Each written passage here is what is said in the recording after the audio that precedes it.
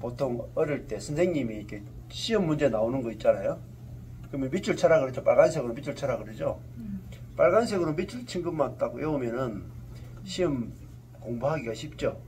뭐가 중요하다. 그러니까 중요한 것과 중요하지 않은 것을 표시해 놓으면 쉽습니다. 그래서 우리가 보통 학교에서도 공부할 때 중요한 것을 이렇게 메모도 하고 빨간 펜으로 이렇게 중요한 것을 체킹을 하죠. 마찬가지로 이 성경은 색깔을 가지고 중요한 것과 중요하지 않은 것을 이렇게 체킹을 하는 거예요. 그래서 성경을 훨씬 쉽게 알아보도록 만든 거예요. 그냥 여러분이 검정색 성경 읽으면은 굉장히 어렵습니다. 처음에는 이 성경을 대하시는 분들이 야, 성경이 왜 이렇게 현란하고 복잡하고 어렵게 돼 있느냐, 다 그렇게 시작을 해요. 그런데 조금만 지나면 일반 성경은 못 보겠다. 그리고 재미가 없다. 그리고 보는데 이렇게 발견되는 게 별로 없어요. 성경을 읽는데 와, 이 말씀이 정말 이런 뜻이었나 이렇게 발견되는 것이 없이 그냥 이렇게 막 지나가요. 마치 이제 이런 검정색 성경은 고속도로를 지나가는 것 똑같아요. 하이웨이. 성경 읽었는데 펼쳤는데 이렇게 구체적으로 보이는 것 없이 그냥 씩 지나가는 거예요. 씩. 이거 뭐 애틀란타를 지나갈 때 비행기로 지나가면은 보기는 보죠. 뭐 이게 좀 저기 LA에 비해서는 보니까 벌써 공항에 보니까 나무가 굉장히 많더라고요. 그 집이 이렇게 조그맣게 있고 전부 다 숲으로 애틀란타가 그렇게 돼 있더라고요. 근데 제가 비행기로 이렇게 지나가면서 애틀란타 다 봤다. 그렇게 말하는 게 뭐냐면 여러분이 가지고 있는 검정색 성경. 굉장히 빠르게 지나가긴 하는데 남는 것이 별로 없어요. 그래서 여러분이 성경을 이거 한 심지어 100독? 100독 하신 분도 계세요. 100독. 10독. 10독. 대부분 성도들이 자기 평생 10독도 하기 힘들어요. 아마 안 물어봐서 좀 그렇겠지만은 1독도 못 하시는 분들이 있을 거예요. 1독. 전체를 한 번도 읽어보지 못한 분들이 계실 거예요. 근데 대부분 다 목사님께 설교만 듣는, 그렇게 해서 성경을 보는데 굉장히 조금 부분밖에 본 적이 없는 부분이 대부분일 거예요. 그래도 한 전도사님이나 목사님 정도 되면 한 5독, 10독 정도 읽거든요. 목사님들도 10독, 20독, 30독 넘어간 분이 많지 않아요. 근데 목사님 가운데 성경을 100독 했다. 100명 중에 한두 명 있을까? 실상이 그래요. 그러면 예를 들면 로마서를 10번 이상 1장부터 16장까지 처음으로 쭉 10번 이상 읽었다. 이런 목사님도 그렇게 많지는 않아요. 그 말은 무슨 말이겠어요? 로마서를 통으로 다 아시는 분이 희귀하답니다. 근데 대부분 어떻게 보느냐면 부분만 봐요. 부분. 한 절, 두 절, 세 절 가지고 깨닫고 묵상하고 설교하죠. 여러분 큐티를 해보셨어요? 큐티? quiet time. 큐티 하면은 길어봤자 10절, 20절, 20절. 또 많이 긴 거는 한 장 이렇게 읽어요. 그런데 전체를 다 본 적이 없고 전체를 다 볼 수가 없어요. 그래서 항상 성경을 여기 조금 저기 조금 부분만 계속 보는 거예요. 그러다 보니까 복음의 전체가 무엇인지를 보거나 들을 수 있는 기회가 없어요. 그래서 항상 이제 어느 부분이 이제 결핍되어서 신앙생활을 하게 되는 거죠. 그런데 이제 이 성경 자체가 첫 번째 만들 때는 프리즘으로 만들었어요. 프리즘. 일권이 세 번째 성경이거든요. 첫 번째 성경이 프리즘이에요.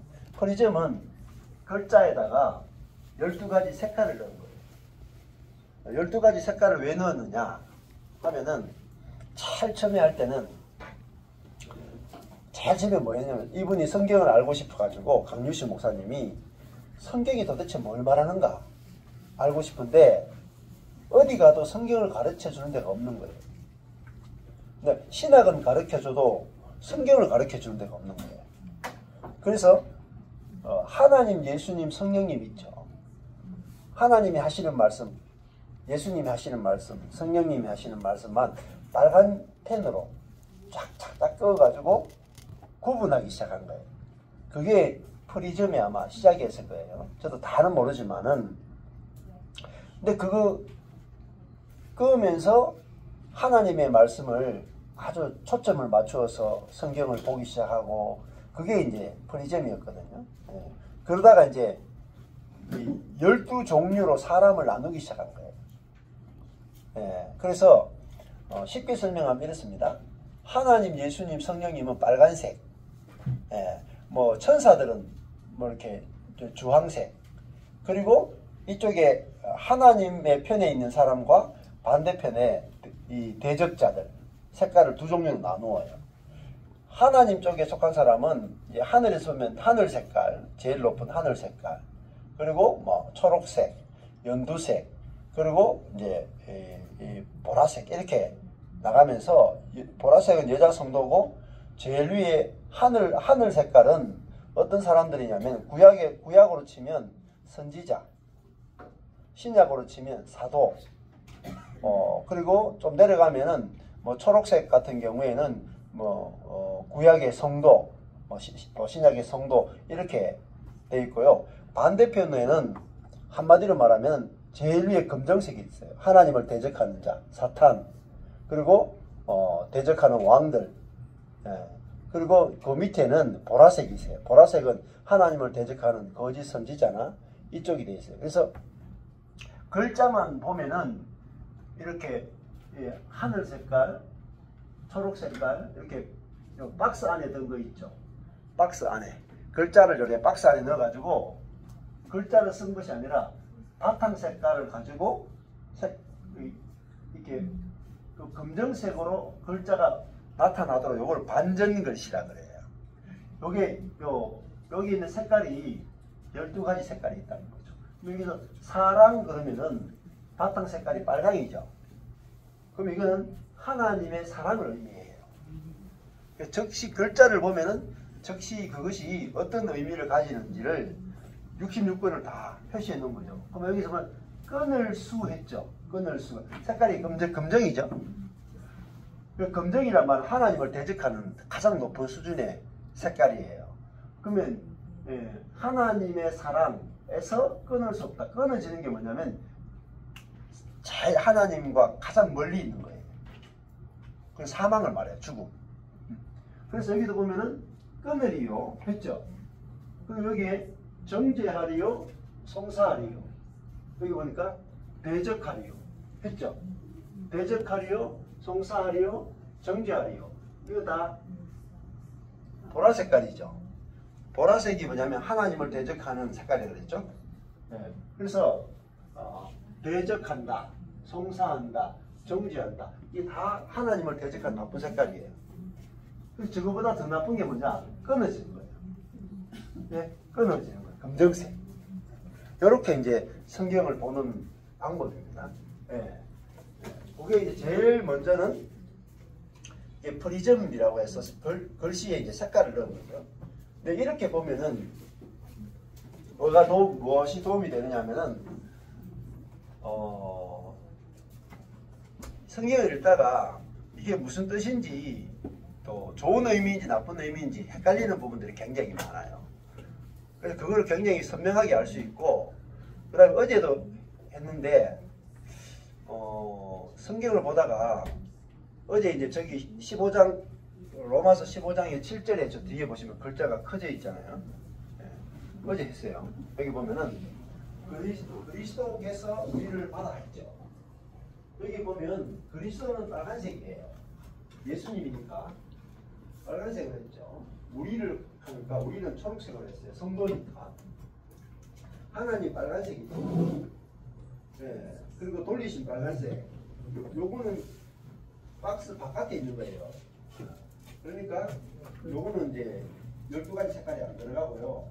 그 다음에 너희, 서로, 우리 같은 다 초록색이에요. 전부 다 뭐냐면은 성도를 상징하는 거예요. 예. 예. 그러니까 그리스도께서 성도를 받아 하나님께 영광을 돌리신 같이 성도들도 성도들끼리 서로 받으라 이런 뜻이거든요. 그러면 여기에 받으라에서 그 박스 안에 들어있는 이게 반전 것인데 그 빨간색이 나오겠죠. 빨간색. 그러면은 너희가 서로 받으라 하면은 성도들끼리 서로 받으라 그러면은 성도들이 하는 거죠. 옆에 있는 지체가 어디 연약할 때, 죄인 되었을 때, 원수 되었을 때, 내게 원수 같은 짓을 할 때, 죄악된 행동을 할 때 받아내는 거죠. 그러면 여기 색깔이 초록색이라야 되겠죠. 그렇잖아요? 성도가 하는 행동입니다. 그런데 여기는 빨간색이 있어요. 그리고 이 빨간색 안에 색깔을 넣었어요. 분홍 색깔이에요. 빨간색 안에 분홍 색깔은 성령입니다. 여기 보시면은 여기 있죠. 사랑은 율법의 완성입니다. 있죠. 근데 이 사랑이 빨간색이고 율법도 빨간색이고 완성도 빨간색이죠. 자, 그러면 이 빨간색 사랑은 안에 분홍 색깔이에요. 그리고 이거 성령님이거든요. 율법은 안에 빨간색인데 주황색이에요. 이게 하나님 말이에요. 완성은 빨간색 안에 노란색이에요. 이게 예수님을 상징해요. 그러니까 성령, 성부, 성자. 그러니까 율법을 완성시키는 분은 예수님이고 사랑은 성령이 하시는 거고 율법은 하나님이 주시는 거예요. 이렇게 해서 색깔을 통해서 표시가 되어 있는 거죠. 그러면 이것도 여러분들이 그냥 검정색 성경을 읽으면 너희도 서로 받아라. 누가 하는 거예요? 일반적으로 검정색 성경을 읽으면 내가 하는 거예요. 근데 여기서는 내가 하는 것이 아니라 성령으로 우리 안에 있는 성령께서 받게 하신다는 거죠. 자, 여기도 보면은 율법의 마침이 되시니라 이렇게 되어 있어요. 그리스도는 율법의 마침이 되시니라 이렇게 되어 있죠. 여기 보면은 그리스도는 빨간색이고 이 빨간색 안에 그리스도가 안에 노란색이 되어 있죠. 예. 그러니까 예수님은 빨간색인데 안에 노란색으로 표시되어 있고요. 율법도 여기 되어 있는데 이 율법은 하나님이 주신 거기 때문에 여기 노란색이 아니고 무슨 색깔을 해야 되겠어요? 주황색. 하나님은 빨간색 안에 주황색이었죠. 이거는 사실은 주황색으로 바꾸는 게 좋아요. 이렇게. 워낙 많은 글자들을 색칠을 하다 보니까 다 못하고 이렇게 가끔 실수를 하는 게 나타나요. 그리고 마침은 뭐냐면은 완성. 조금 전에 저기 나왔죠. 여기도 사랑은 율법의 완성했죠. 완성이 마침이거든요. 그러니까 마침. 이거 이제 노란색 예수님이 율법을 끝내셨다는 거예요. 되시니라. 이것도 빨간색 안에 노란색이라는 말은 예수님을 의미하는 거예요. 그렇게 해서 글자들마다 색깔을 줘서 이게 누가 하는 것인지를 아주 분명하게 표시를 해놨습니다. 자, 이 색깔을 표시하는 것들이 중요해요. 여기 보시면은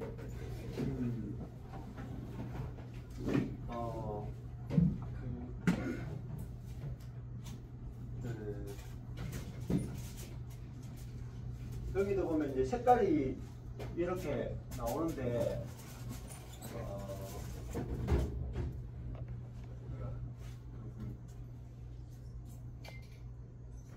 여기 요 글자를 요 글자를 보겠습니다. 우리가 성경을 볼 때 여기는 보면은 빨간색, 요 빨간색이죠. 여기 전부 다. 빨간색인데 여기도 약간 잘못되어 있네요. 여기에 의롭다 하신 이는 하나님이시니 죽으실 뿐 아니라 살아나신 이는 그리스도 예수시니 그는 하나님 우편에 계신 자요 위하여 강구하신 것이니라 이렇게 되어 있는데 여기 하나님은 빨간색인데 여기 원래는 하나님이 주황색으로 바뀌어야 되죠. 근데 이렇게 된 이유가 요 바탕 색깔이 그 노란색이에요. 바탕 색깔이 노란색이기 때문에 저렇게 나와 있는데 이건 조금 있어요. 여러분이 제가 보여드렸던 그 성경보다도 이건 한 단계 더 업그레이드 되는데 그 과정에서 이걸 편집을 하거든요. 편집하는데 한 목사님 두 분이 이거 밤을 새워서 편집해요. 글자 하나하나 굉장히 시간이나 이런 것들 많이 걸리고 다 글자를 다 잡아내기 힘들거든요. 네, 근데 여기 이제 그 노란색이 된 이유는 이 그리스도 예수가 요 전체의 주어이기 때문에 그래요. 요 전체에서 의롭다 하신 이는 하나님이시니 누가 정죄하리요 죽으실 뿐 아니라 다시 살아나신 이는 그리스도 예수시니 그리스도는 하나님 우편에 계신 자요 우리를 위해 친히 간구하신 것이니라. 요 그리스도 예수가 요 전체의 핵심이기 때문에 노란색으로 이렇게 표시가 되어 있거든요. 하여튼 색깔을 처음 보시지만은 그렇게 색깔이 되어 있다는 것을 우리가 볼 수가 있고, 그 다음에 색깔을 알면은 좋은 게 뭐냐면은 로마서 1장부터 16장까지 성경을 보다가 같은 단어가 나와요. 근데 같은 단어가 연결되는 것들이 굉장히 중요하거든요.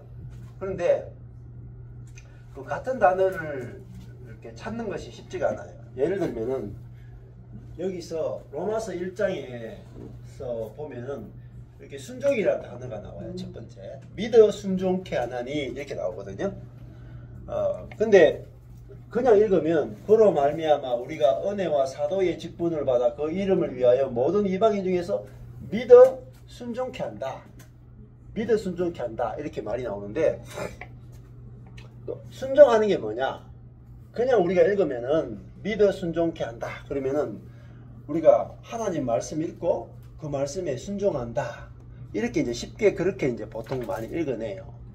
그런데 로마서를 여기서 순종이라는 단어를 쭉 보면은 하나님 말씀에 순종한다는 개념도 등장하고, 그런데 쭉 읽다 보면 이 순종이라는 단어가 그런 개념만 있는 게 아니고 복음에 순종한다는 개념이 아주 강해요. 율법에 순종하는 개념이 아니고 복음에 순종한다. 이런 개념으로 로마서에서 쓰고 있거든요. 그러니까 하나님의 복음이 들리는데 그 복음에 대해서 내가 설득을 당하고 설복을 당하고 그 복음이 믿어지고 그 복음대로 사라진다. 이런 개념으로 여기서 믿어 순종한다. 이렇게 이야기되는 거예요. 그러면 이런 거죠. 내가 그리스도와 함께 죽었고 내 안에 그리스도가 살고 있습니다. 여러분 안에 그리스도가 살고 계시니까 그리스도께서 여러분에게 나타날 겁니다. 여러분은 안식하고 계시면 됩니다. 제가 이렇게 말씀드렸어요. 그러면 여러분들이 이 복음에 대해서 믿어지고 이 복음에 대해서 순종되면 되는 거예요. 그게 믿어 순종케 한다는 거예요. 그러면 여러분이 복음이 믿어지고 복음이 순종되면은 여러분에게서 뭐가 나타나겠어요? 그리스도가 나타나겠죠. 그게 믿어 순종케 한다는 개념이에요. 그는 복음이 믿어지고 복음에 대해서 순종케 되면은 어떻게 되냐면은 열매를 맺게 돼요. 그러니까 복음으로 말미암아 열매를 맺게 되는 겁니다. 여기 보면은 1장 11절에도 보면은 내가 너희 힘이 원하는 것은 무슨 신령한 은사를 너희에게 나눠주어 너희를 견고케 하려 함이니 이렇게 되어 있어요. 자, 성도가 견고케 되는데 사도 바울이 로마에 있는 성도들을 보기를 심히 원하는 것은 영적인 선물을 나눠주기 원한다는 거죠. 영적인 선물을. 근데 영적인 선물이 색깔이 보면 빨간색이죠. 신령한도 빨간색이고 은사도 빨간색이죠. 그러니까 신령한 은사. 그러면은 빨간색은 하나님, 예수님, 성령님을 상징한다 그랬습니다. 영적인 선물을 나눠주기를 원한다. 여러분이 그냥 11절 읽으면 딱 무슨 생각이 들어요? 내가 로마에 있는 너희 보기를 심히 원하는 것은 무슨 신령한 은사를 너희에게 나눠주어 너희를 견고케 하려 함이니. 그럼 바울이 로마에 가면은 신령한 은사를 나눠줄 거 아니에요. 그러면 로마 성도들이 견고케 되겠죠. 근데 신령한 은사를 못 받으면 견고케 되지 않겠죠. 그럼 신령한 은사를 뭐겠어요? 무슨 생각이 딱 듭니까? 방언의 은사, 예언의 은사, 믿음의 은사, 병 고침의 은사, 이런 식으로 생각이 들 수 있죠. 저 단어만 딱 보면은. 근데 여러분이 저 신령한 은사라는 단어를 해석을 못하면 어떻게 되느냐? 여러분이 경고케 안 돼요. 작은 문제가 아니라니까요. 여러분 신앙생활을 오랫동안 하는데 성경에서 말하는 개념이 정확하게 안 오면은 내가 아무리 노력해도 내 신앙생활과 내 인생이 경고케 되거나 열매를 못 맺어요. 여기 보면 신령한 은사를 나누어 주어서 너희를 경고케 함이니, 그리고 윗대로 화살표 되어 있어요. 예? 이것은 너희 믿음을 인해서 안위함을 얻으려 함이고 열매를 맺게 하려 함이로다. 바울이 가서 신령한 은사를 나눠주면 경고케 되고 열매를 맺게 되거든요. 그러니까 열매를 맺는 데 있어서도 이 신령한 은사가 아주 핵심이에요. 그러면 사도 바울이 로마에 있는 성도들에게 은사를 나눠주기를 원해요. 로마에 있는 성도들은 예수를 믿어요, 안 믿어요? 믿고 있죠. 믿고 있는 성도들에게 신령한 은사를 나누어주고 싶대요. 그럼 신령한 은사가 뭐지? 고민이잖아요. 근데 저걸 대부분 다 해석을 못해요. 많은 신학자들이나 목사님들이 신령한 은사를 해석을 못해요. 영적인 선물이거든요. 신령한 은사는 말은 영적인 선물이에요. 영적인 선물이 뭐냐? 영적인 선물이 빨간색이죠. 요 바로 옆에 뭐가 되어 있어요? 복음이죠. 영적인 선물이 뭐냐? 복음이에요.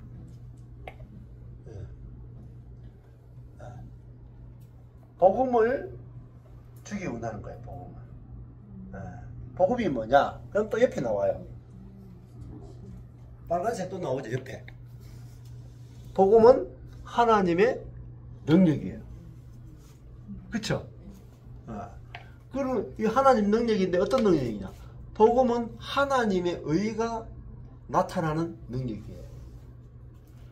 이렇게 빨간색으로 해놓으면 이 성경은 옆으로 가면서 연결을 시켜요.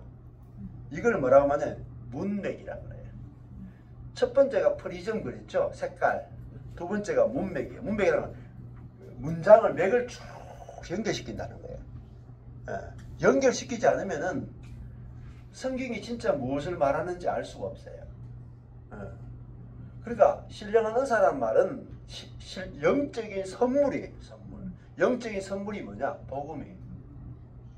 복음은 뭐냐? 하나님의 의예요. 의. 하나님의 의. 하나님의 의는 또 다른 말하면 뭐냐면 하나님의 의는 바로 예수 그리스도예요. 예수 그리스도가 하나님의 의예요. 고린도전서 1장 30절에도 예수 그리스도는 하나님께로서 나서 우리에게 지혜와 의와 거룩과 구속함이 되셨다. 그러면은 신령한 선물은 예수 그리스도를 주는 것이에요. 그러니까 사도 바울이 가서 신령한 선물을 나눠주는 것은 자기 안에 있는 그리스도를 나눠주는 것도 같아요. 그리고 성도들이 그 복음이잖아요. 그러면 성도들이 내 안에 그 의이신 하나님의 의이신 그리스도가 계시죠. 그러면 예수 그리스도로부터 뭐가 나오겠어요? 의가 나와요. 의도 나오고 못 나와요? 그리스도는 하나님께로부터 나서 우리에게 의와 거룩과 구속함, 지혜와 의와 거룩과 구속함이 되셨죠. 그러면 그리스도가 계시면 그리스도 내 안에 계신 그리스도로부터 뭐가 나오냐면 거룩이 나와요. 거룩이 나오고 또 뭐가 나오냐? 지혜가 나와요. 또 구속이 나와요. 해방되는 것들이 나온다고. 그래서 신령한 선물은 뭐냐? 즉 우리 안에 계신 그리스도가 신령한 선물이에요. 그러면 그 그리스도로부터 뭐가 돼요? 우리가 견고케 돼요. 견고케. 그럼 그리스도를 말미암아 어떻게 돼요? 열매를 맺어요. 열매. 그러면 내 안에 계신 그리스도가 뭐냐면은 로마서 15장 7절에 우리를 받아내셨죠?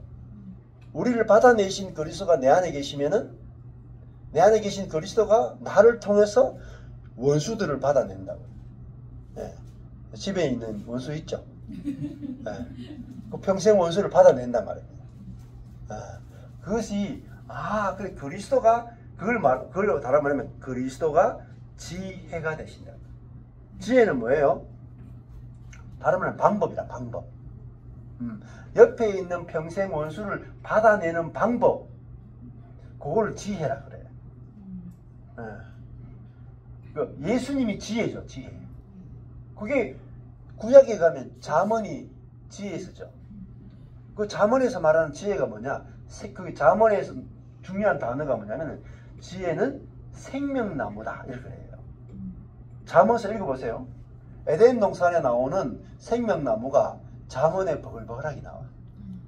근데 잠언에서 말하는 지혜가 뭐냐? 여호와를 경외하는 것이 지혜다 말하면서 지혜는 생명나무다 그래요. 그러면 그 지혜가 생명나무인데 생명이 누구냐? 생명으로 오신 예수 그리스도를 말하는 거예요. 그러면 그 예수 그리스도가 우리 삶에서 지혜예요. 여러분 지혜가 있으면 인생의 모든 문제가 다 풀어져요. 맞죠? 지혜가 없으면 인생이 안 풀어지죠. 근데 지혜는 지식이 아니고 예수 그리스도를 말해요. 자, 예수 그리스도가 내 안에 살면은 내가 하나님 자신이 내 안에 들어와 살기 때문에 내가 만족이 돼. 그리고 어떤 세상에 풍랑이 찾아오고 어려움이 찾아오고 질병이 찾아오고 해도 내 속에서 예를 들면은 갈릴리 호수를 지나가는데 막 풍랑이 치잖아요. 근데 예수님 어때요? 주무시죠. 근데 우리는 인생을 살다가 막 풍랑이 찾아오면은 내가 반응하죠. 내가 돈이 없다거나 갑자기 애들 문제가 생겼다거나 병이 들었다거나 그러면은 내 생각이나 감정이나 의지가 막 출렁거리죠. 다 흔들려 버리죠. 그러면 이제 와서 또 기도해야 되잖아요. 맞죠? 기도하면 조금 마음이 위로가 되죠. 지구석에 돌아가면은 똑같죠? 그런데 원래대로 또 다 풍랑이 일어요. 이런 일을 끊임없이 반복했죠. 그 말은 예수님을 내 안에 계시는 지혜로 발견하지 못한 거예요. 누가 살았어요? 다 내가 살았어요. 내가 살면은요 세상의 풍랑을 내가 다 받아야 돼요. 베드로, 야고보, 요한 12 사도들이 풍랑이 일었죠. 예수님이 옆에 있었어요? 안 있었어요? 있었어요. 예수님과 동행했어요? 안 했어요? 동행했어요. 동행했죠. 예수님과 동행하는데 풍랑은 자기가 다 봤죠. 자기가 살아있거든요. 예수님 십자가 죽기 전이라.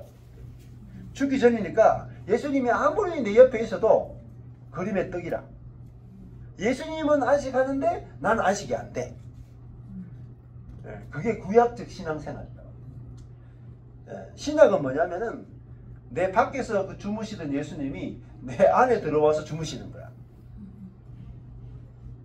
안식하시는 예수님이 내 안에 들어오신 거예요. 십자가와 부활과 성천을 통해서 자신의 영을 우리 가운데 보내심으로 그 풍랑 가운데서 안식하던 예수님이 내 안에 들어오신 거예요.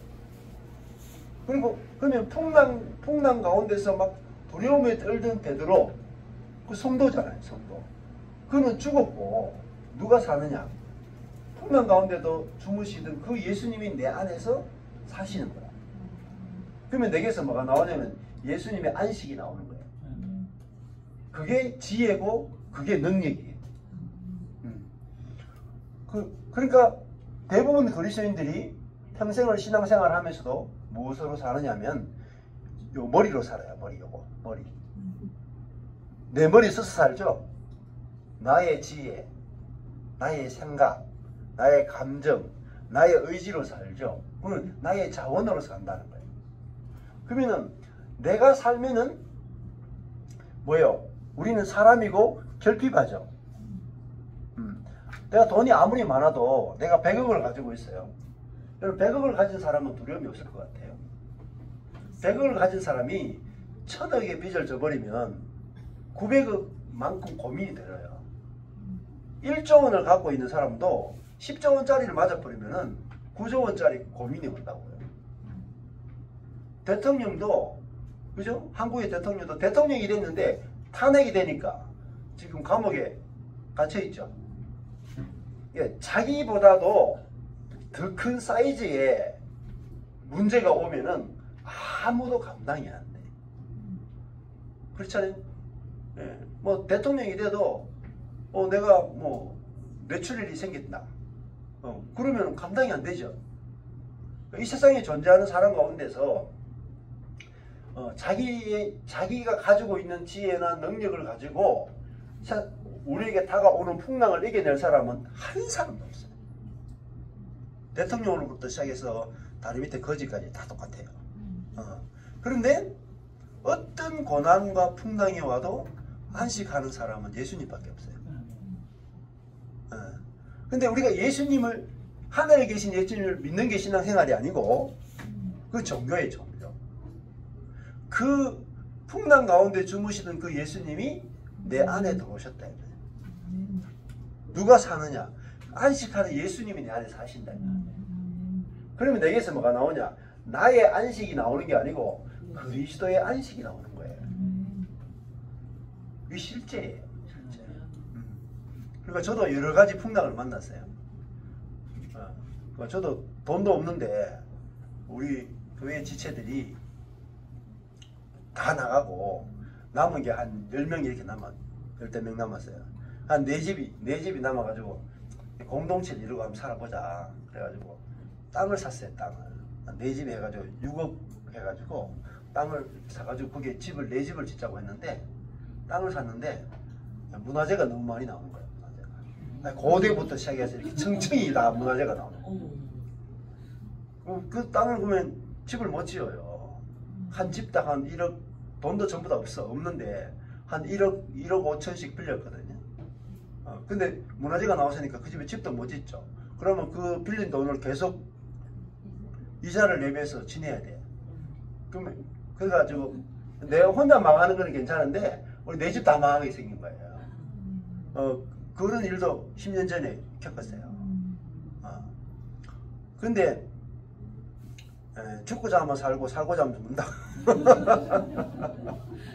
아니 내가 죽었는데 뭐 우리 지체들도 다 죽었는데 뭐. 주님이 어떻게 하시는가 보자 했거든요. 근데 참 기적적으로 하나님 은혜를 주셔가지고 그 문화재청이 그 땅을 다 보상을 해줬어요. 그런 경우가 어려워요. 왜? 문화재청은 1년 예산이 있거든요. 전국에 있는 모든 문화재를 가지고 예산을 받아가지고 그걸 쓰는데 그 우리한테 할당되기가 별따기거든요. 근데 그 땅을 보상을 해줬는데 우리가 그 땅을 사고 팔고 하고 금융 비용하고 다 쳐가지고 보상해줬어요. 돈이 좀 남았어요. 예. 그러니까 그럴 때도 처음에는 뭐 이게 몸은 스트레스를 받죠. 충격을 받고 막 두렵고 막 이런 게 오죠. 그런데 아니 나도 죽었고 우리 형제들도 죽었고 뭐 안 망하는 게 꼭 좋은 거냐? 내가 살면은요 무엇으로 사느냐면은 좋고 나쁨으로 살아요. 그게 뭐냐면 선악과거든요. 선악과라는 것은 선악도 되지만 좋다 나쁘다도 돼요. 토부가 선이고 악이 라거든요. 근데 그걸 번역을 하면 좋다 나쁘다도 돼요. 그러면은 아담과 하와가 뭘 먹었냐면 좋다 나쁘다의 열매를 먹은 거예요. 그게 뭐냐면은 씬이에요. 씬. 인간의 최고의 본성이, 그 죄악된 본성이 뭐냐면 좋다 나쁘다의 본성이에요. 근데 좋다 나쁘다를 누가 결정해요? 내가 다 결정하죠. 그러면은 그 땅을 잘못 사가지고 6억 빚진 건 나쁜 거죠. 내 입장에 보면 나쁜 거죠. 그러면요 축 사망이에요.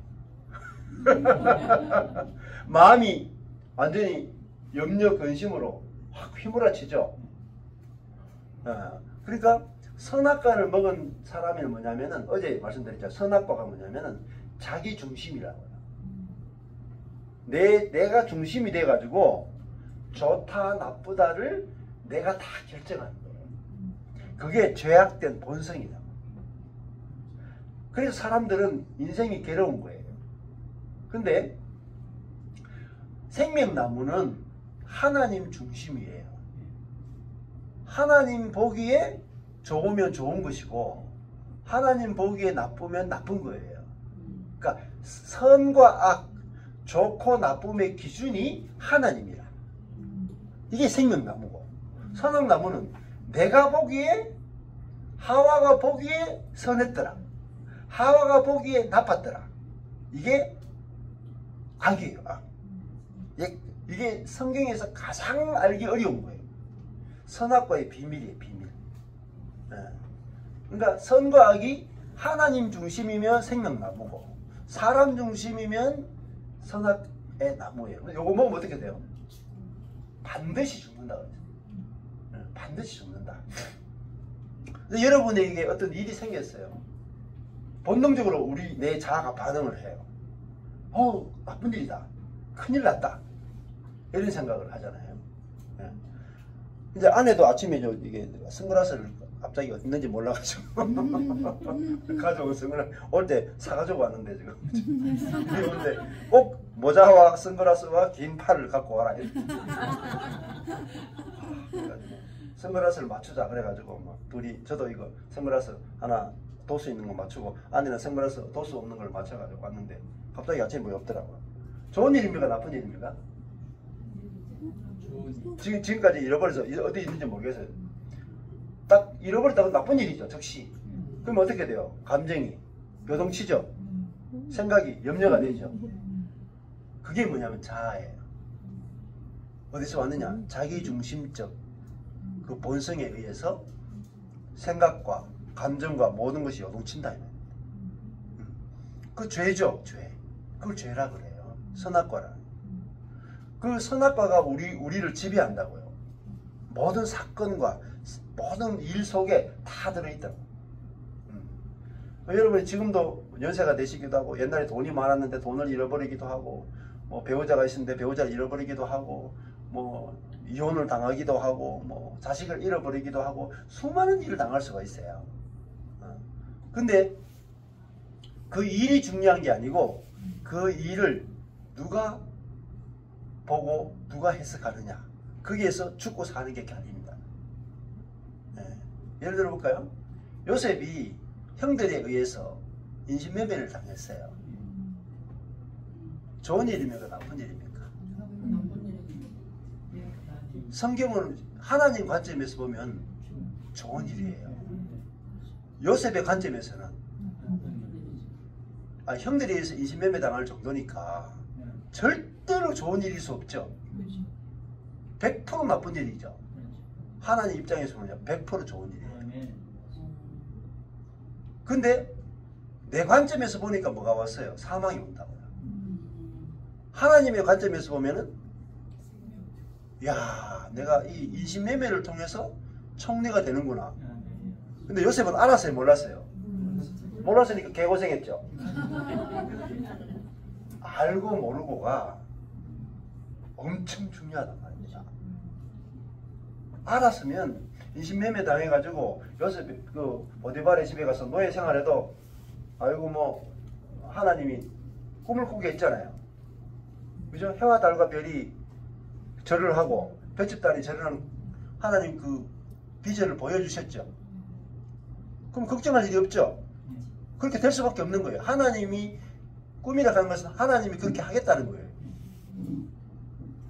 그렇잖아요. 근데 우리가 성경을 왜 봐야 되냐면은 하나님이 어떤 분인지를 알고 하나님이 우리 인생을 어떻게 이끌어가는지를 알기 위해서는 성경을 보셔야 돼요. 그리고 보면 야곱은 어때요? 야곱은 자기 아들 잃어버렸죠. 가장 사랑하는 요셉을 잃어버렸죠. 그러니까 위로받기를 거절하고 머리가 하얗게 되어버렸어요. 근데 보세요. 야곱은 당대에 하나님이 가장 사랑하는 사람이었어요. 믿음의 사람이죠. 근데 하나님이 가장 사랑하는 믿음의 사람 요셉이 가장 사랑하는 아들이 죽었어요. 하나님이 야곱을 가장 사랑한다면서요. 근데 가장 사랑하는 아들이 짐승에 뜯겨 죽었어요. 그런 일이 일어날 수 있어요, 없어요? 아니, 일어날 수 있잖아요. 야곱의 딸이 디나가 강간당했죠. 일어날 수 있어요, 없어요? 있다니까요. 근데 우리는 내 관점에서 우리가 하나님을 믿으면은 어떤 환난이나 고통이나 나쁜 일이 안 생겨야 된다라고 내 중심으로 하나님이 내한테 다 맞춰져야 된다고 생각하는 거예요. 성경을 안 보는 거예요.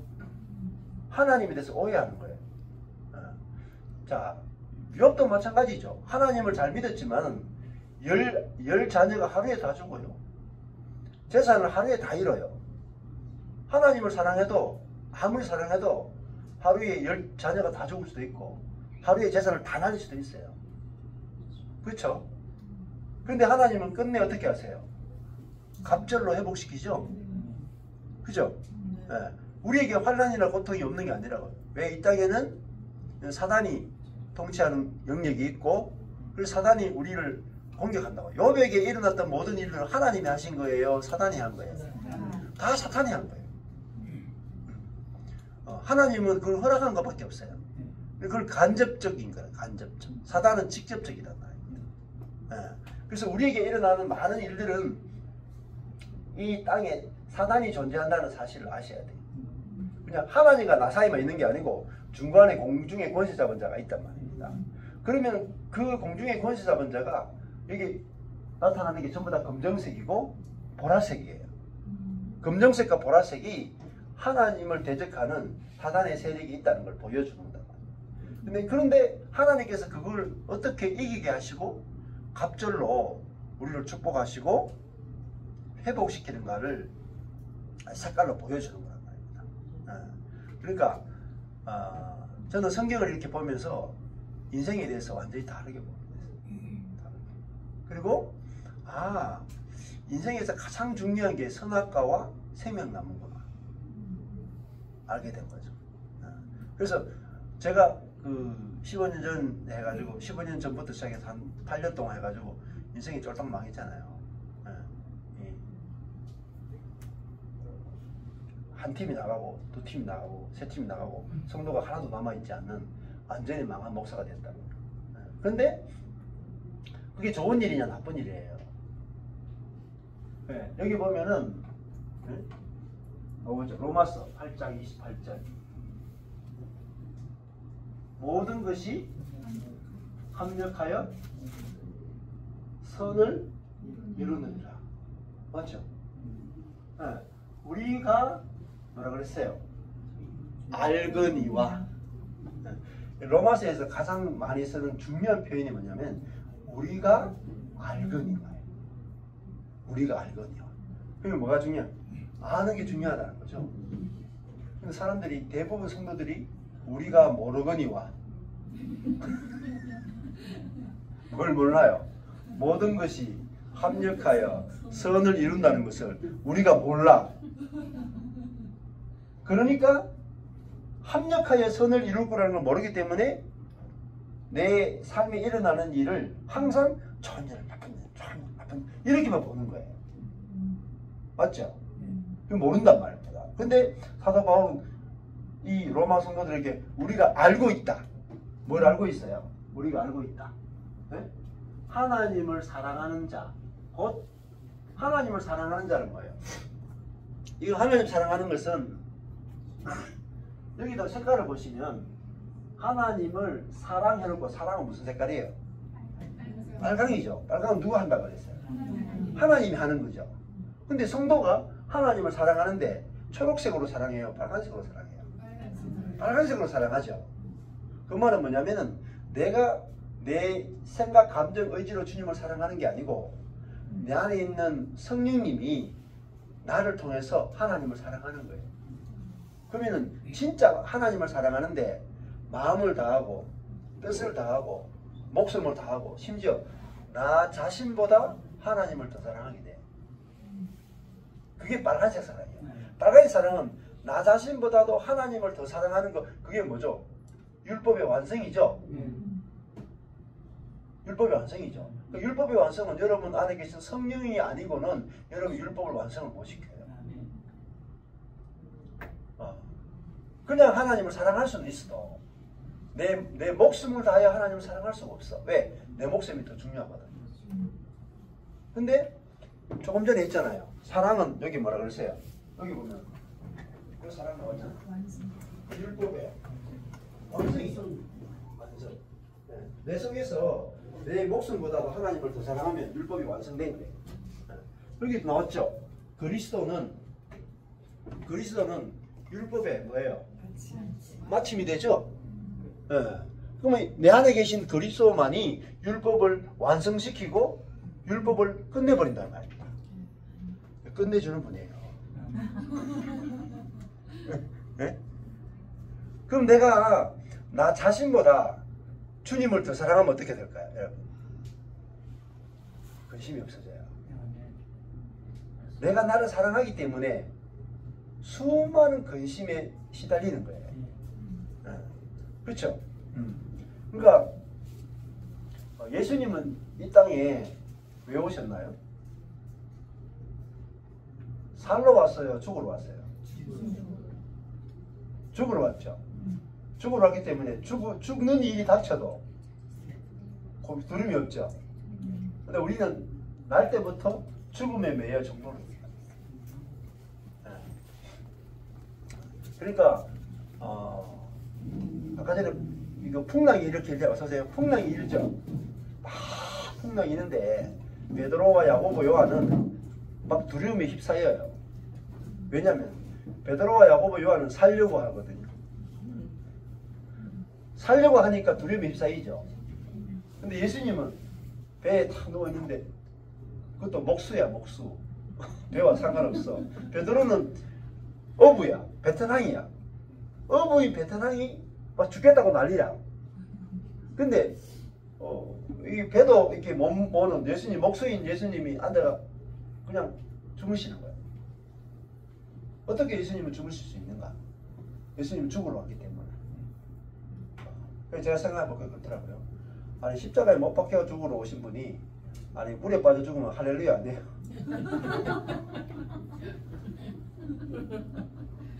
안 그래요?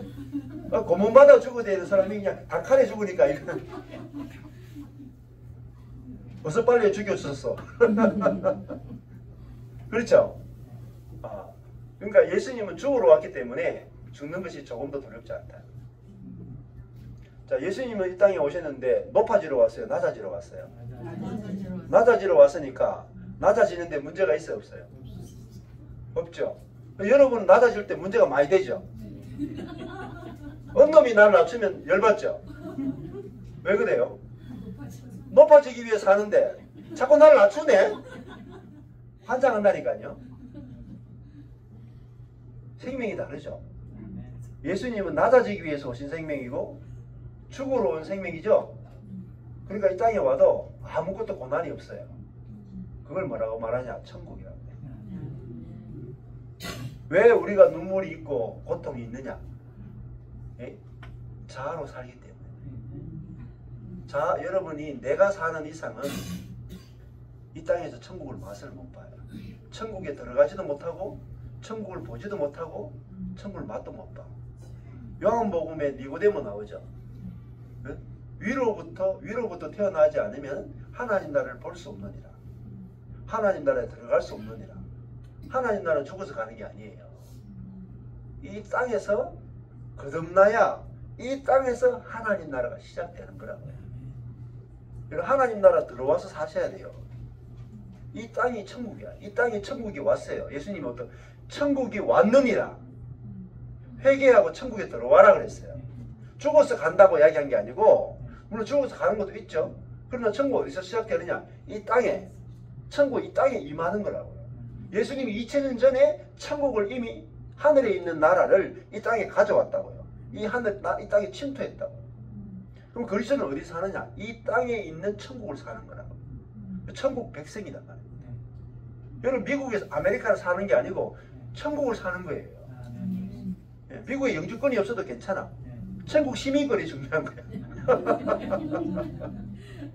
영주권이 없어도 내가 천국을 살면은 내가 이 불법 체류자로 살아도 나는 천국이라고요. 시민권이 있다고 내가 내 마음이 천국이 됩니까? 안 돼. 그건 육적인 거지. 그렇잖아요.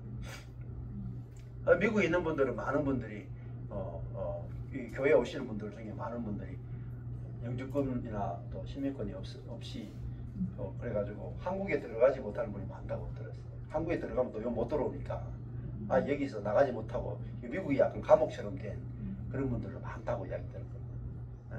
근데 그 전부 다 뭐예요? 내 자아가 생각하는 거죠. 내 자아가 좋다 나쁘다 생각하기 때문에 그런 거라고. 정말 내 안에 그리스도가 사시면은 영주권 시민권이 아니더라도 모든 것들이 다 해결될 수 있어요. 그리스도가 사시면. 그래서 성경을 제가 여러분에게 이렇게 성경 내용을 핵심적인 부분을 말씀드릴 수 있는 이유도 성경에 이렇게 보인 거예요. 성경. 그전에는 제가 성경이 전혀 그렇게 안 보였어요. 근데 하나님께서 말씀을 딱 열어서 보여주시니까 진짜 성경에서 말하고 있는 핵심들이 정확하게 보여진 거죠.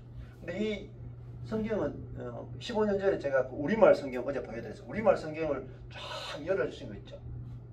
그것이 이 샤점으로 보시면은 저와 같이 이렇게 우리말 성경으로 성경이 쫙 열리는 사람 많지 않아요. 그렇게 잘 안 열려요. 근데 여러분한테는 뭐가 필요하냐면 이 성경이 필요하다. 이 성경이 있으면 제가 그냥 우리말 성경으로 쫙 열려진 것이 여러분은 이 성경으로 쉽게 쫙 열려진다. 그래서 제가 소개시켜 드리는 거예요. 그리고 저도 이 성경으로 인해서 열려진 것이 다 디테일하게, 더 상세하게, 더 문맥적으로, 더 놀랍게, 견고하게 열려지는 그런 것들을 계속 누리거든요. 그래서 이 성경이 이제 그 목사님이 한 50년 동안 해서 만드신 거잖아요. 그러면 여러분들이 이 성경을 만나게 되면 어떻게 되냐면 50년 동안 공부한 그 위에서 출발해요. 예를 들어 100m 달리기를 하는데 다른 사람은 출발점 여기서 다 똑같이 출발하는 거예요. 어떤 사람은 90m 앞에서 출발. 10m만 뛰면 돼. 진짜 그거예요. 그래서 한국에 있는 지금 저한테 이 프리저 문맥 케아즘 성경을 배우는 분들은 딱 1년 만에 10년 뛴 것보다 더 많이 거의 진짜로요. 진짜 한 1년 저한테 배웠는데 100년 성경 공부한 것 같아요. 저는 10년 했거든요. 10년 했는데 1000년 성경 공부한 것 같아요. 그 정도로 눈이 밝아져요. 엄청나게 눈이 밝아져요. 그러면 예를 들면은 이번에 이 조선 왕조 500년에 있었던 우리 조상들이 있죠. 500년 동안의 조상들이 다 눈을 쭉 해가지고 화성을 바라본 거예요. 화성을. 500년 동안 조선 사람 전부 다 합쳐도 화성이 안 보였죠. 근데 지금은 어린아이들이 그냥 전체 망이 하나만 딱 봐도 화성이 즉시 뭐예요? 장비가 좋아져요. 장비가. 이게 뭐죠? 전체 망원경이라니까요. 내가 안 보이는 것들이 쫙 보인다니까요. 그러면 이런 아까 전에 했던 것처럼 로마서 8장 28절 이런데 그냥 여러분이 읽으면 그냥 이렇게 읽어요. 우리가 알거니와 하나님을 사랑하는 자 곧 그 뜻대로 부르심을 입은 자들에게는 모든 것이 합력하여 선을 이루느니라. 기록된 대로 그냥 쭉 읽어나가죠. 이렇게 그렇게 읽어나가면 사실은 저게 무슨 뜻인지 명쾌하게 안 깨달아져요. 근데 저거를 주어 목적어 서술어로 잘라서 보죠. 잘라서 보면은 저것이 무엇을 뜻하는지 명쾌하게 내게 탁 다가와요. 그래서 저희 모임에도 저하고 10년 동안 10년 넘게 교제하는 목사님이 김순남 목사예요. 저희 같이 협력으로 같이 이제 사역하고 있는데 저하고 안 지가 10년이 넘었거든요. 근데 이 성경을 만난 지도 김순남 목사도 10년 됐습니다. 근데 언제 열렸느냐? 작년에 비로소 키아즘 성경이 팍 열렸어요. 그 키아즘 성경이 열려지고 나서 완전히 삶이 달라져 버렸어요.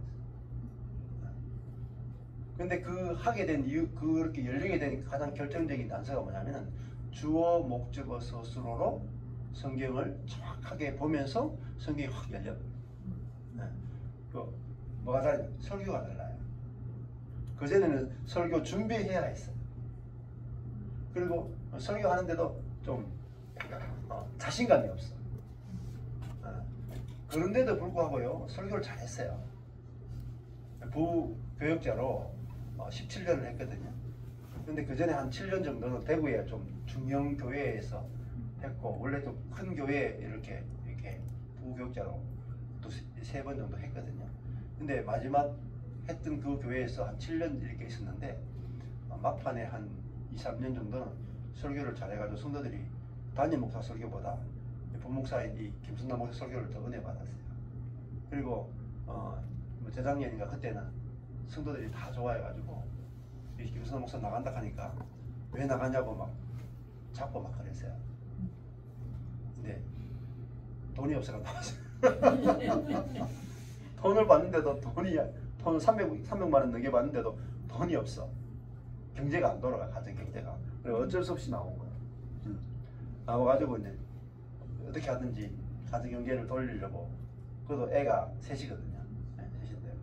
그러니까 그 부목사 생활로 안 되기 때문에 나와서 내가 돈을 벌겠다 했는데 더 안 벌리는 거죠. 월급이 하나도 없는 목사가 돼버렸어요. 월 300만 원 넘게 돌아오는 목사가 돈이 하나도 없는 목사가 됐어요. 그러니까 우리 교회에 있는 거예요. 그럼 있으면서 어떻게 해요? 주님이 어떻게 하십니까? 근데요, 돈이 300만 원 넘게 돌아오는 월급이 다 끊어졌는데 그냥 아내가 이제 그 조카들을 보면서 한 달에 7, 80 받는데 그건 다 월세가 다 나가. 근데 애 새 키우고 하는데 기적적으로 다 채워지고 있어요. 기적적으로. 뭘 보는 거예요? 주님이 진짜로 내 육신의 힘으로 내가 사는 게 아니고 주님의 공급과 은혜로 산다는 것을 실제로 경험하고 사는 거예요. 진짜로 내 안에 주님이 사시고 진짜로 주님이 나를 먹이시고 입히시고 하는지 실제를 살아보셔야 돼요. 그냥 신학이나 뭐 지식이나 이거로 살아서 힘이 하나도 없어요. 하나도 없고, 저도 진짜 내가 사는 것이 아니라 그리스도가 사는 것을 경험하고 사니까요, 제가 열심히 살 때보다 훨씬 더 경제적으로 풍성해요. 비교가 안 돼요. 이전과 이후가 비교가 안 돼요. 사람들이 잘 몰라요. 진짜 얼마나 천국이 우리 이 땅에 들어왔다 그러죠. 천국이 뭔지 아세요? 천국은요 결핍이 없는 세계예요. 왜? 하나님이 통치하시잖아요. 하나님과 사람이 원래 연결돼 가지고 하나님 자신의 모든 공급과 자원으로 사람이 살도록 만들어져 있어요. 하나님은 뿌리고요, 우리는 그 줄기와 이파리예요. 시냇가에 심은 나무라고. 하나님은 시냇물이고 우리는 나무예요. 그러면 시냇물은 나무에게 끊임없이 공급해서 그 나무가 열매 맺게 하거든요. 그럼 우리는 하나님의 모든 공급을 주고 살아요. 예수님도 하나님의 모든 공급으로 사셨거든요. 근데 부족함이 없죠. 그럼 저는 열심히 일해서 부족함이 없는 게 아니고 사람들에게도 손도 안 벌려요. 아예. 다른 교회에도 아예 손을 안 벌려. 주님이 아니 뭐 공급하면 먹고 공급 안 하면 굶어 죽으면 되잖아요. 그죠? 아니 굶어 죽어도 괜찮아요. 뭐 순교인데. 아니 그냥 그러니까 주님이 어떻게 진짜 공급하시는가 보자.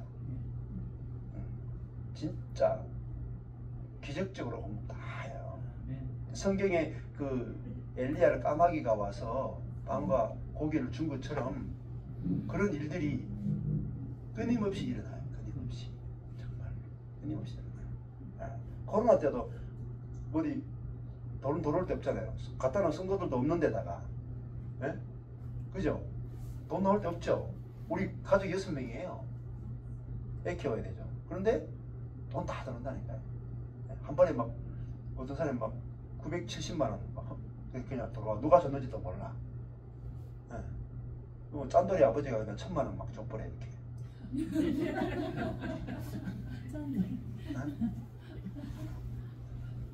예. 그리고 할 일이 없어서 그냥 제가 그냥 코로나 때 할 일이 없으니까 나물 뜯어가 나물 방송했잖아요. 할 일이 없어가지고 유튜브 만든 거예요. 내 삶의 모든 것이 합력하여서 선을 이룬다니까요. 버릴 게 하나도 없다니까요. 그게 이거예요. 이거. 우리가 뭘 받았어요?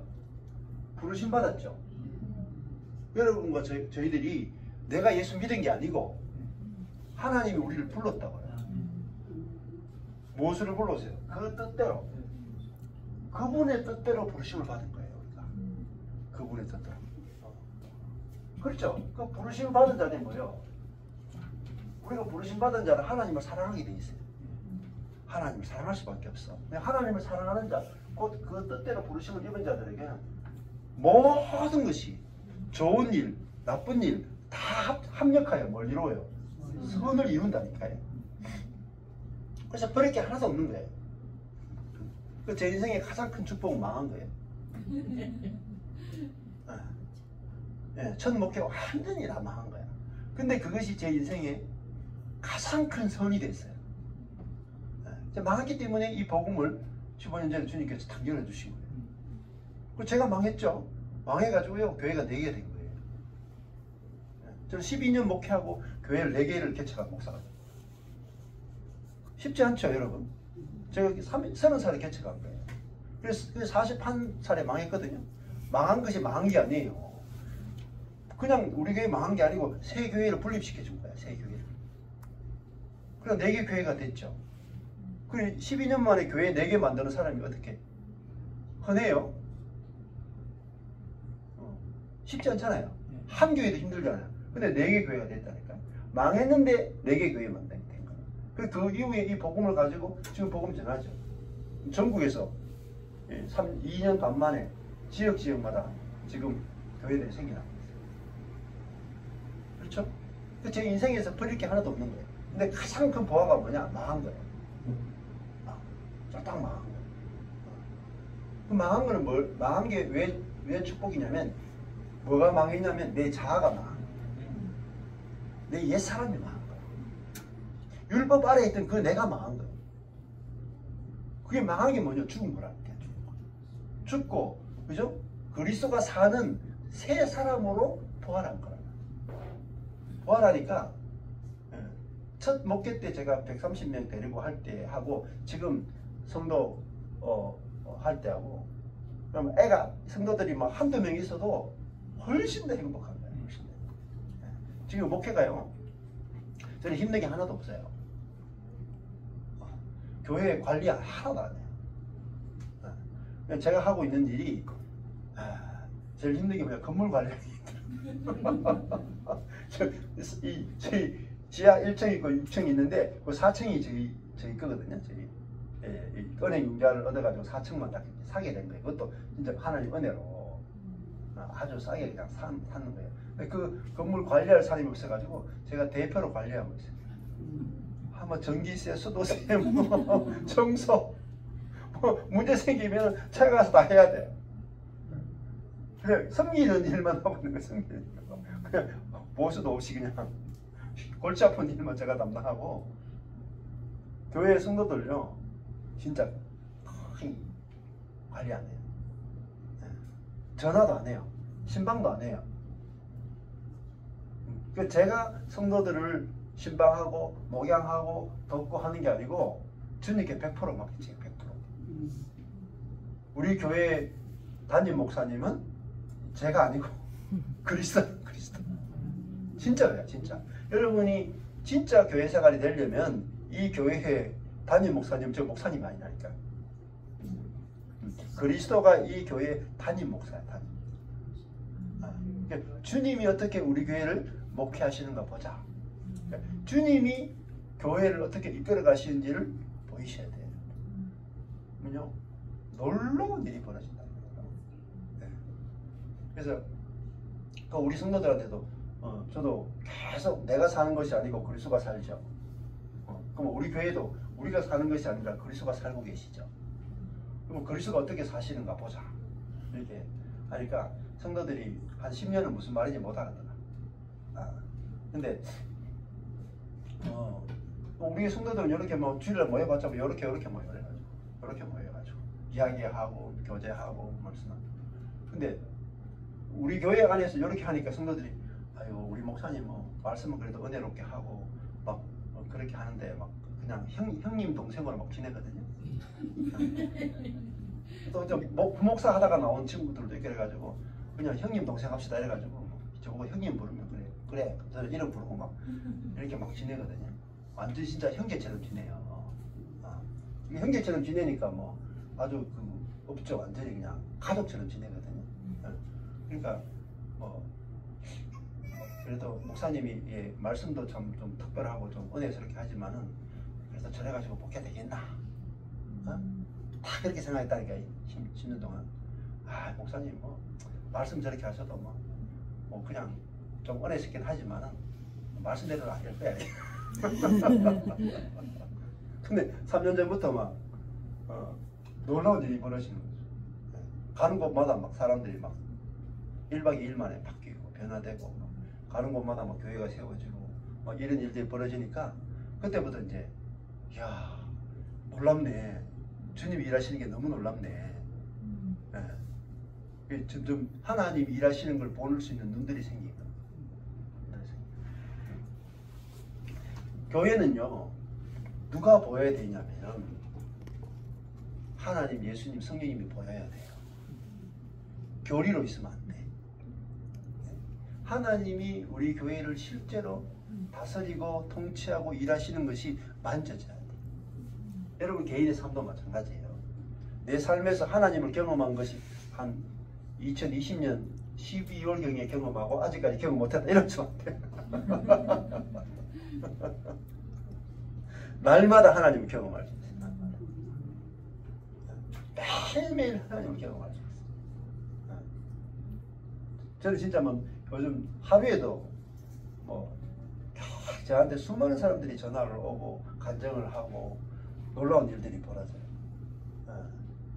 그래서 그냥 하나님을 경험하고 사는 게 그냥 일상이에요. 일상. 기적 같은 일들이 계속해서 일어난다고. 그것이 다 어디서 왔느냐? 말씀에서 왔어요. 말씀 속에서 여러분 하나님을 만나셔야 돼요. 말씀 속에서 그리스도를 만나고 말씀 속에서 성령님을 만나면은 여러분이 알아지고 믿어지고 체험되어져요. 그래서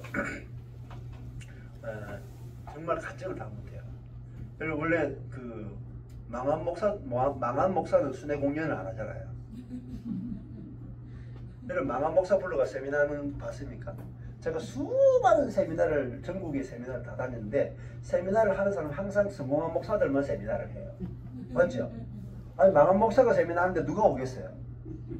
망한 비결을 들으러 성공한 비결을 들으러 오죠. 저는 망하고 나서 망하고 나서 뉴욕에서 한 목사님이 불러가지고 뉴욕에 와서 뉴욕하고 뉴저지에 와가지고 목사님들 불러놓고 망한 목사가 세미나 했다니까요. 놀랍지 않습니까? 제가 열심히 할 때는 제가 해외로 나오지 못했어요. 근데 망하고 나서 저희 교회에 와보셨거든요. 저희 교회 와보니까 망했어. 성도도 거의 없어. 근데 저보고 미국에 오래. 와서 세미나 해달래요. 그게 7년 전에 제가 그 뉴욕하고 뉴저지 와서 목사님들 이렇게 한 10대 명 모아놓고 2박 3일인가 3박 4일 그때 스티븐 몇 개 은혜의 비밀 세미나를 하고 한국으로 돌아갔거든요.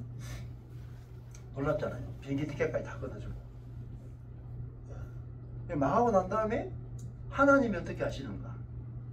하나님 살아계시고 내 안에 살아계시고 하니까 그래서 그 처음에 왔을 때 미국에 처음에 7년 전에 왔을 때 그 스티브 맥베이 은혜의 비밀을 가지고 제가 세미나를 하니까요.